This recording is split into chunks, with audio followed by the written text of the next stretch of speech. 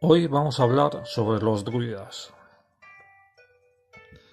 Los registros más antiguos de los druidas provienen de dos textos griegos de alrededor del año 300 a.C. Estos mencionan la existencia de druidas o sabios pertenecientes a los celtas y galos, y su periodo de influencia en la Galia, su tierra original, se estima desde los siglos X o IX a.C. hasta el año 54 después de Cristo. La palabra druida proviene del latín druides y significa el que conoce al roble, el árbol sagrado de la mitología celta, representada muchas veces con la figura del árbol de la vida. Como ejemplo, el árbol de Guernica es un roble, ante el cual se reunía el Consejo de Sabios, una herencia directa de la reunión de druidas como representantes del conocimiento y la autoridad. Los escritores grecorromanos hicieron con frecuencia referencia a los druidas como practicantes de sacrificios humanos, por lo que los consideraban bárbaros.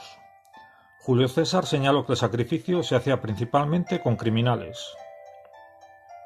La instrucción de los druidas era secreta y era llevada a cabo en cuevas y bosques. La tradición druídica consistía en una gran cantidad de versos que se aprendían de memoria, y Julio César resaltó que se podía tardar más de 20 años en completar la formación, y que eran escogidos a los 5 o 6 para comenzar. Una de las pocas cuestiones en las que coinciden las fuentes grecorromanas e irlandesas acerca de los druidas es que estos jugaban un papel muy importante en la sociedad celta. Julio César señalaba que los druidas eran uno de los grupos religiosos más importantes junto a los nobles, y eran responsables de organizar el culto, los sacrificios, la adivinación u oráculo y los procedimientos judiciales. También afirmó que estaban exentos del servicio militar y del pago de impuestos, y tenían el poder para excomulgar a los miembros de la comunidad de los festivales religiosos, transformándolos en proscritos. Otros escritores clásicos afirman que los druidas eran temidos con tal grado de respeto que podían detener una batalla si se paraban entre los dos ejércitos. Durante la Guerra de las Galias, el ejército romano, dirigido por Julio César, conquistó la mayoría de la Galia y fueron anexados como parte del Imperio Romano. De acuerdo con los registros llevados a cabo en siglos posteriores, los nuevos gobernantes de la Galia romana introdujeron medidas para liberar de druidas a su región.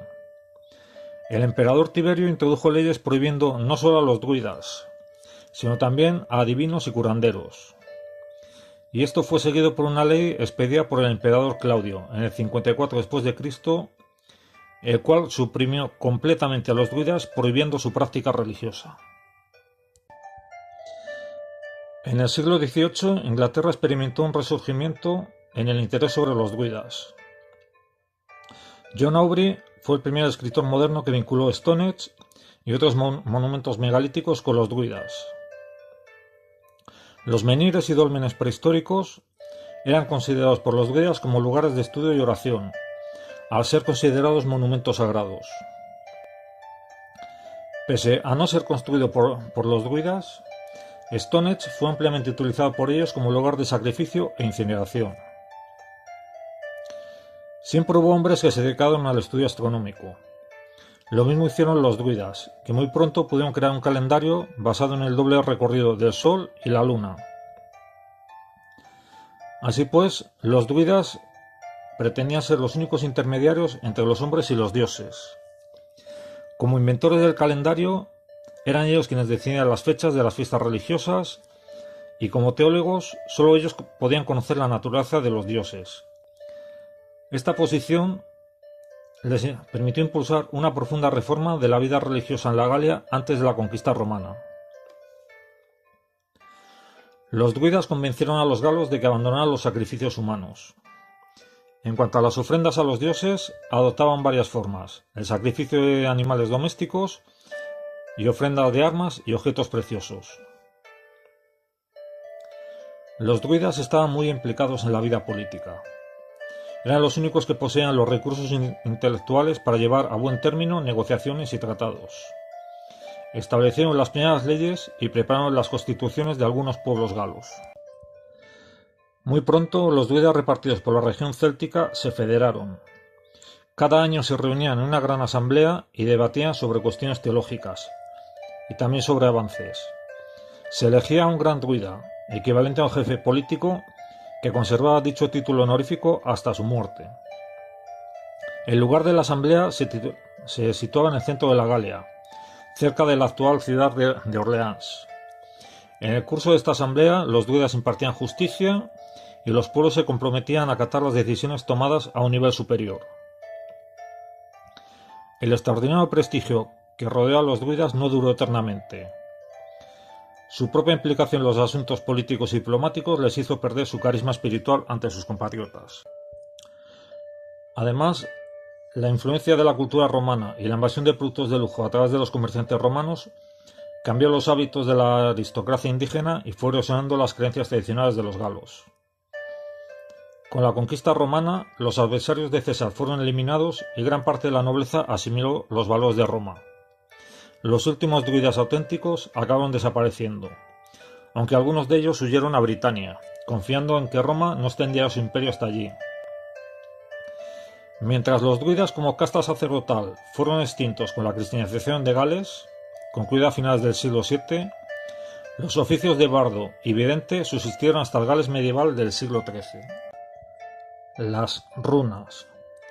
Al contrario de lo que se cree, las runas no eran un sistema de adivinación en su origen, sino un código de comunicación secreto utilizado por los druidas, únicos en aquella era que, no disponiendo de lenguaje escrito, utilizaban símbolos solo por ellos conocidos para indicar cosas de interés.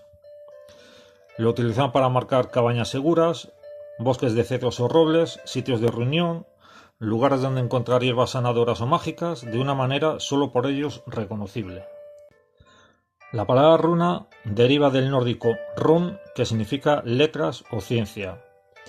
Se utilizó desde el siglo III a.C. hasta principios del siglo XIII, cuando desapareció la antigua religión con la conversión al cristianismo de toda la zona europea.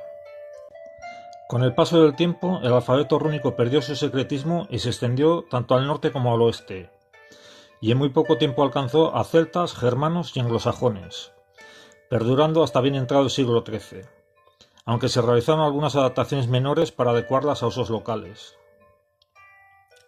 Su uso como oráculo comenzó en cuanto se popularizaron, convirtiendo el saber leerlas en un arte adivinatorio de primer orden, sobre todo en las zonas celtas donde nunca se acabó de aceptar la doctrina cristiana como verdadera.